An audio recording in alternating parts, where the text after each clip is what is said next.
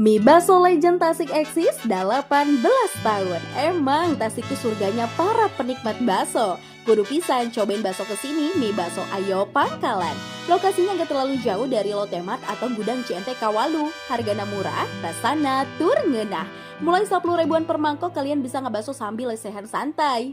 Kalian bisa pesan porsi hemat, porsi biasa, dan porsi komplit. Wajib pesan bakso jumbona juga coy.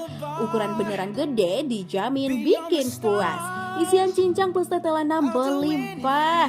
Bakso di sini bisa dikuah atau diyamin. Rekomendasi yamin manis pedas nah mantap Semua bakso di sini homemade buatan sendiri. Daging sapinya berasa kenyal, empuk, enak napas pisan. Ada bakso urat isian cincang, empuk gak keras.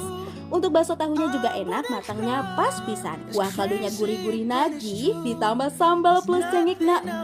Mantap, pedes seger. Untuk tekstur bihuna pas pisan. Makin pedes, makin nikmat ya. Ada bakso bacilnya juga, 5.000 dapat 5 picis. Bakso ayam plus acina, empuk, rekomen pisan. Minumnya disegerin pakai es jeruk, mantap coy. Jus angka baraso di Ayo Pangkalan.